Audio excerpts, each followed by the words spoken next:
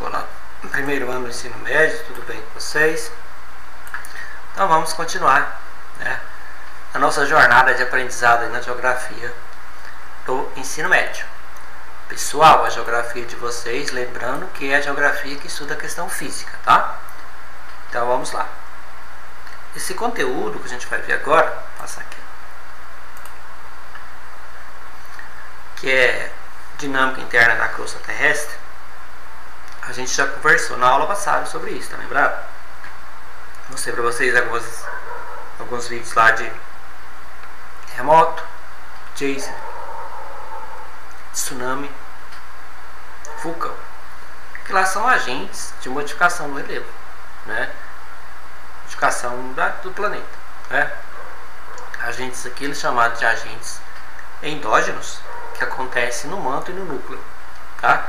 E tem também os agentes externos de modificação do relevo, que são chamados de agentes externos ou exógenos.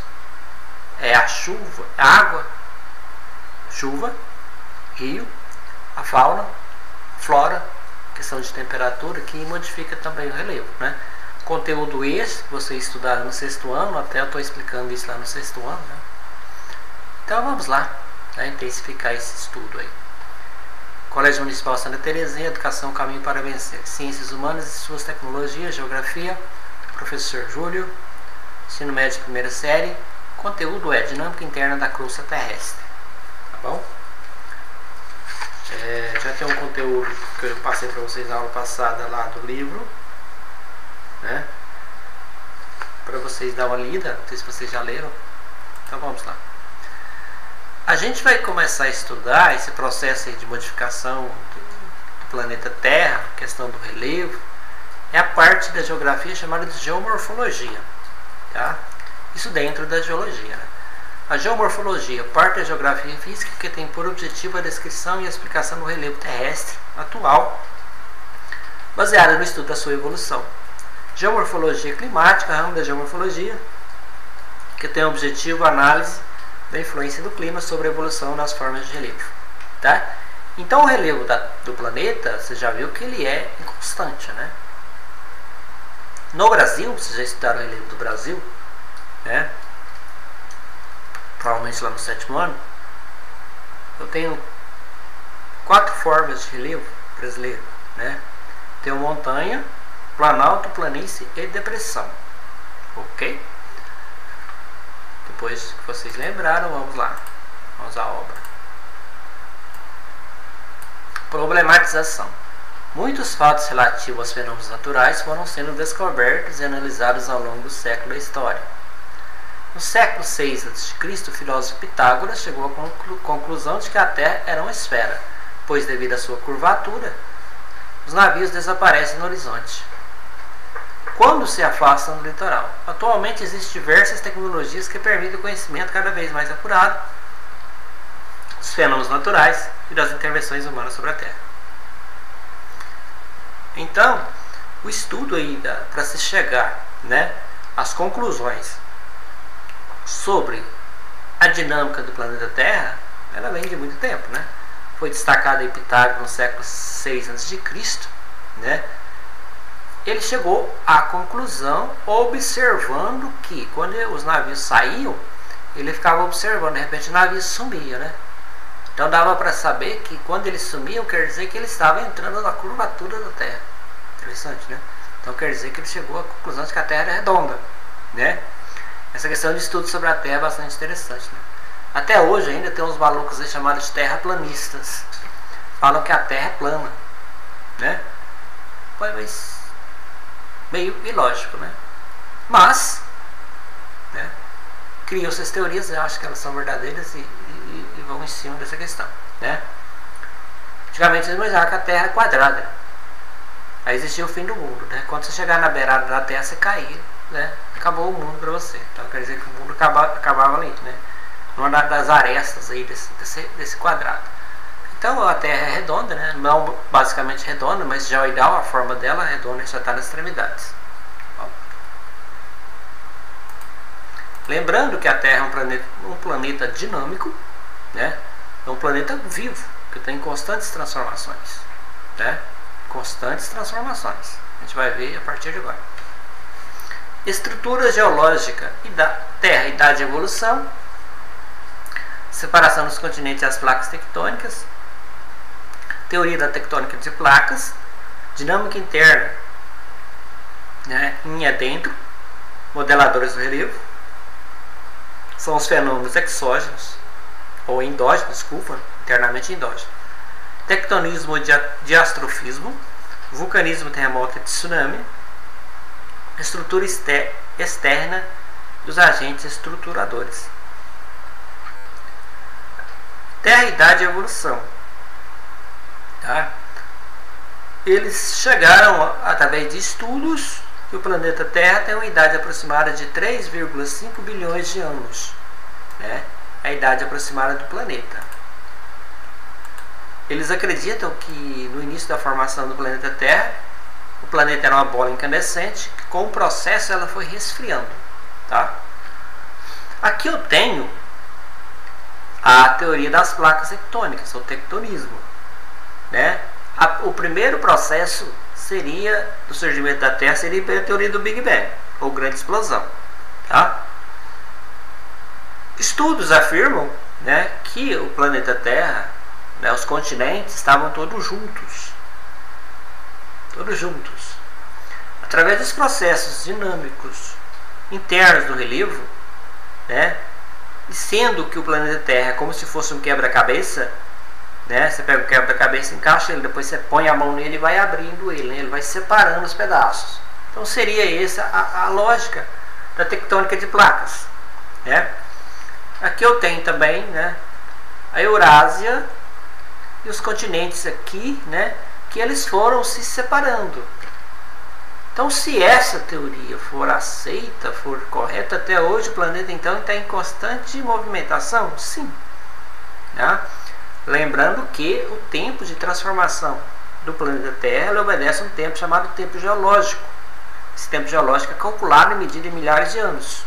Milhares ou milhões de anos. Né? Tem uma concepção de que o Japão é uma ilha. Ela está afundando 5 centímetros por ano. Não seria ela estar afundando, mas sim o degelo da calota polar, né, está aumentando a água do planeta. Então isso seria um processo. Aqui eu tenho a evolução dos continentes, né, denominado aqui a Pangeia. Né? Pangeia eu falei para vocês que é tudo junto, né, a separação da Pangeia acontece na separação, né, horizontal, e epigeia é vertical. A Pangeia é horizontal. A Pangeia, todos os continentes juntos. Depois houve uma divisão em 2 grandes continentes, né, que foi a Laurásia e a Gondwana. Né? Depois eu tenho o período Jurássico, 150 milhões de anos. O período Cretáceo, 65 milhões de anos. E os dias atuais, né, que está aí os continentes. Né? São 6 continentes. Né? Europa, Ásia e África pertencente ao Velho Mundo. Europa, Ásia e África, Velho Mundo. Americano, Novo Mundo. E a Oceania, Novíssimo Mundo.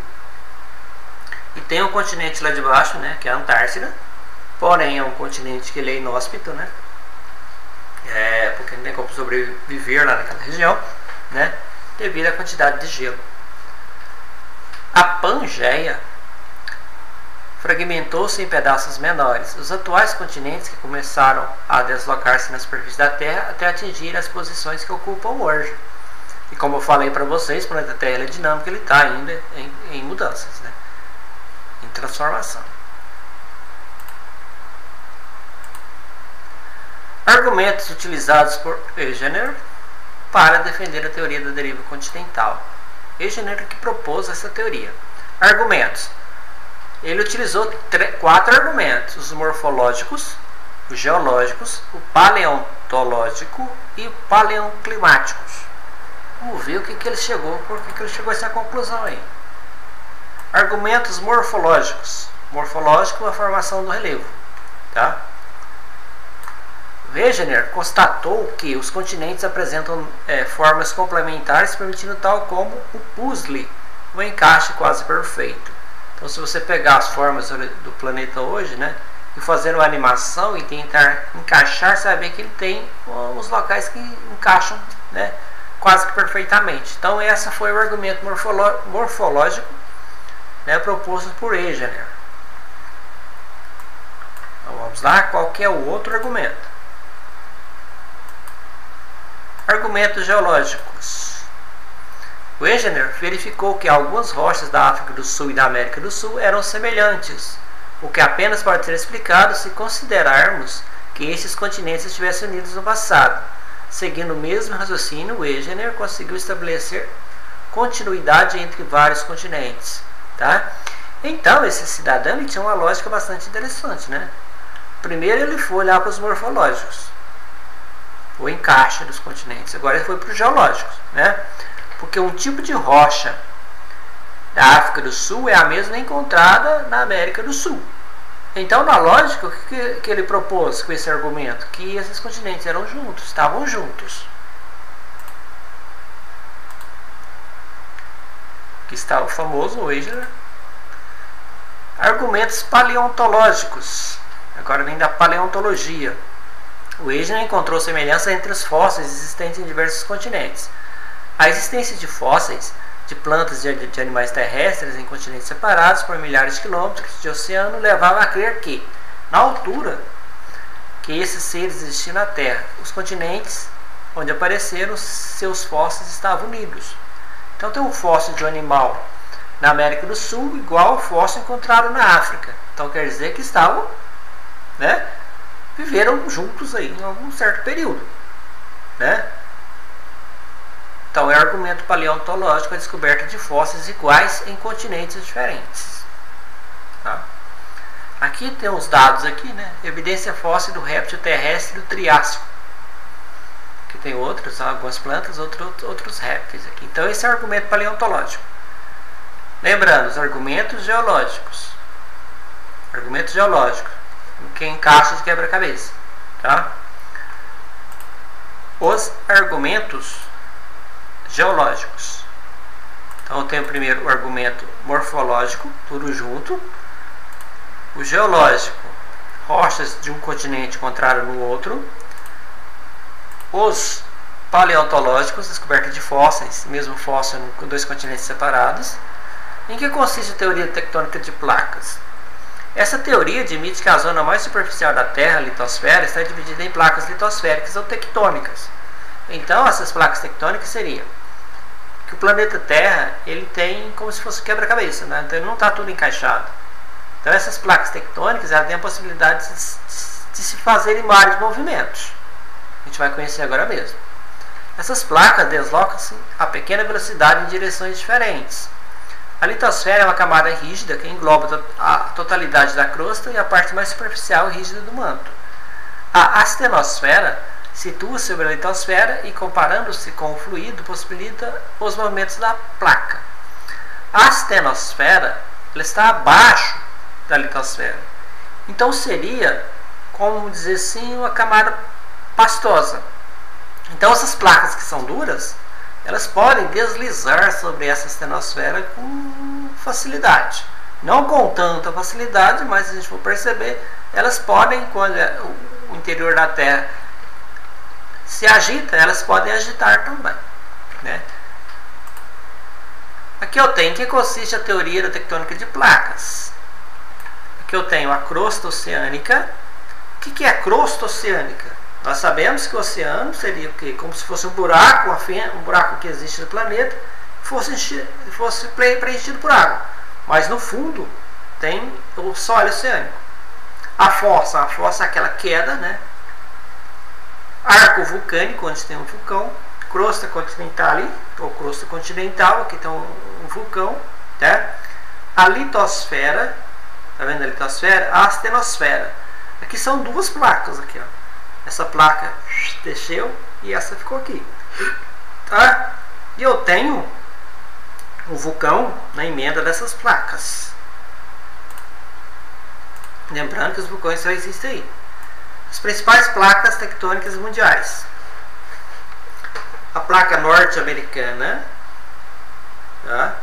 A placa sul-americana, a placa de Cocos, que é essa menorzinha aqui, placa das Filipinas, placa australiana, placa do Pacífico, placa Sóctia, placa africana, placa indiana, placa euroasiática. Então essas são as placas existentes, né, no mundo. Então são várias placas. E lembrando que essas placas elas se movimentam. Por que se movem as placas? As placas tectônicas movem-se a partir dos rifts, devido às correntes de convecção de magma na astenosfera. Convecção, né? Convecção é assim, ó, para dentro, tá? Então, elas vão fazendo processo de convecção e elas podem, essas placas, elas se movimentam por esse processo, tá bom? Aqui tem um gráfico, passo para vocês depois. Limites de placas. Tem o limite divergente, tá? Divergente porque elas se abrem, né? Convergentes que elas se encontram e deformantes que elas fazem o processo de uma ao lado da outra. Então eu tenho as divergentes que se abrem, as convergentes que vão para dentro e as transformantes de lado. Tá bom? Então se eu fosse pensar em placa divergente, quando as placas se afastam, eu tenho a formação de depressão ou vale. Convergente, quando elas se juntam, tá?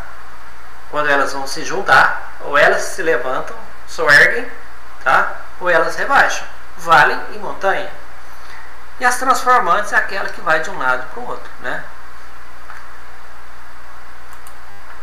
Modeladores do relevo: tectonismo ou diastrofismo, movimentos epirogênicos e movimentos orogênicos.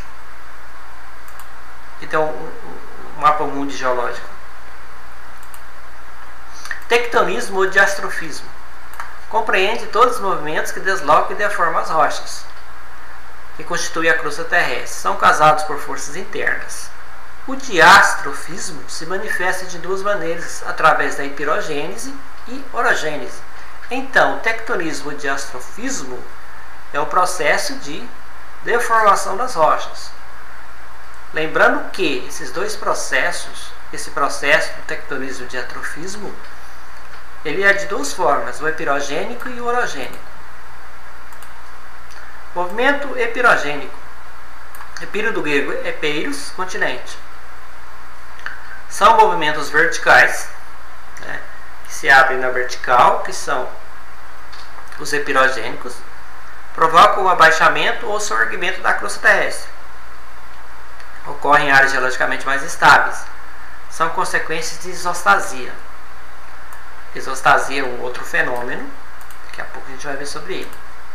Movimentos epirogênicos podem provocar o rebaixamento de litorais pelas invasões do mar, transgressão marítima, ou levantamento da crosta pelo recuo dos oceanos, regressão marítima. Podem também soerguer ou rebaixar os leitos dos rios, modificando seu trabalho erosivo. Aqui eu tenho uma maré, né? O que é a maré? As ondas, elas vão e voltam. Essa maré sobe e essa maré desce, tá? Elevação da crosta. Aqui tem um processo, tá, de redução da crosta, isso é ocasionado por essas marés. Movimentos orogênicos. Orogênicos do grego oros, montanha. Epiro, continente. Epirogênico, continente. É um movimento vertical. Agora, orogênico, montanha. Resultado de movimentos verticais ou horizontais. São movimentos de pequena duração no tempo geológico, mas muito intensos. Como resultado desse movimento, temos dobras, são os dobramentos e as falhas, falhamentos ou fraturas. Tá? As dobras ocorrem se as rochas atingidas não oferecerem grande resistência às forças internas. Então há um dobramento. Tá? Então elas se encolhem, dobram. Os dobramentos ocorrem em diferentes eras geológicas, pré-cambriana e cenozoica. Então o dobramento ela pode ser dobrar para fora, para baixo ou dobrar para cima. São rochas resistentes, no caso. Falhas ou fraturas. Ocorrem em áreas onde as rochas são rígidas e resistentes às forças internas e quebram-se, em vez de dobrar. Caracterizam-se por um desnível do terreno, uma parte elevada e outra rebaixada. Tá? Então, eu tenho aqui, ó, que as dobras são ocasionadas por rochas mais flexíveis, né? Então elas dobram. Já as falhas ou fratura, porque as rochas são rígidas demais, elas quebram. Quando se encontram, elas quebram. Vulcanismo. Chamamos de vulcanismo os fatos e fenômenos geográficos relacionados com as atividades vulcânicas, através dos quais o magma do interior da Terra chega até a superfície. Então, aquele processo que já conversamos, né? Porque o planeta Terra ele é dinâmico e a sua parte externa é formada por rocha no estado pastoso, no manto inferior e no núcleo. Então, chega um certo momento que a forte pressão dessa rocha no estado líquido, como ela está quente, ela tem que sair por algum lugar. Por onde que ela sai? O vulcão, né? Que o vulcão expele lava, a rocha no estado líquido. Outro processo também que prova essa questão da temperatura interna do planeta ser quente são os geysers. Tá? Esses geysers são muito comuns na Austrália, né? Então, são fissuras que existem na rocha. Então a água desce fria e sobe sob pressão quente, né? Seria um processo mais ou menos igual às águas termais. Só que as águas termais, a intensidade dela é muito pouco menor. Abalo sísmico ou terremoto. O terremoto é produzido por acomodações geológicas de camadas internas da crosta ou pela movimentação das placas. Então as placas se movimentam, né, no interior da Terra, e essa movimentação dessas placas faz oscilar, né, a superfície da crosta terrestre, ocasionando o quê? Terremoto. Lembrando também que terremoto acontece mais na emenda, ocorre na emenda de placas tectônicas, que tem que ter né, uma oscilação dessas placas. Em limites transformantes, onde não há convergência nem divergência de placas, podemos citar como exemplo a falha de San Andreas, na Califórnia, Estados Unidos, e a falha Anatólia, na Turquia. O aparelho utilizado para medir a intensidade do terremoto é o sismógrafo, que segue a escala Richter, uma escala com 10 graus, cada um indicando uma intensidade 10 vezes maior que a anterior, né? Aconteceu um terremoto no Haiti, foi de 7 pontos na escala Richter. Terremoto voraz, né? Quanto maior a intensidade, porque Richter foi quem descobriu, né, o processo de medir a intensidade do terremoto. Aqui está um exemplo, né? Tudo que está na superfície ele vai cair, né? A tendência é essa. A tsunami. A tsunami são choques de placas tectônicas que acontecem no oceano, ocasionando as ondas, porque as placas batem, quer dizer, elas batem, uma levanta e outra desce. Quando ela levanta, desce em relação para o mar adentro, as ondas vão para lá. Quando acontece em relação ao continente, elas vão para o continente afora, né? Que cria um vácuo. O que é vácuo? Uma camada de ar lá no fundo oceânico, no mar, né, que é do oceano, que é muito profundo. E ele vai ocasionando uma bolha, e essa bolha vai ocasionar uma onda gigante que vai em direção ao continente. E aonde ela passa, tchau. Os principais processos exógenos são intemperismo, erosão e sedimentação. Exógeno é fora, na crosta terrestre. O intemperismo é o processo de transformação das rochas. Tudo que existe na natureza dilata e contrai. Vamos pensar uma rocha que é totalmente sólida. Durante o dia, na presença do sol, o sol está quente, ela dilata. À noite, no frio, ela contrai. Como ela é dura, nesse processo de dilatação, contração, ela vai fraturar. Nessa fratura que ela sofre, ela se fragmenta, ela quebra. Tá? O intemperismo tem de duas formas, o físico e o químico. O físico é pelo processo de aquecimento e resfriamento, o químico pela ação principalmente de elementos químicos que existem na água. Erosão é o processo de desgaste do solo ocasionado pela água da chuva. Tá? E a sedimentação, o que é sedimentação? Por exemplo, quando chove, a tendência é uma porcentagem da água ao solo sugar, porque o solo é poroso, e a outra vai correr em forma de churrada. Quando ela corre em forma de churrada, aqueles fragmentos que estão soltos ali, ela vai levar ele de um local mais alto e depositar no local mais baixo. Aí nesse local mais baixo, onde os sedimentos são colocados, acontece o processo de sedimentação. Aqui estão as referências bibliográficas, quem quiser dar uma olhada depois, tá bom? E por hoje é só. A gente conversa mais nas próximas aulas. Um abraço.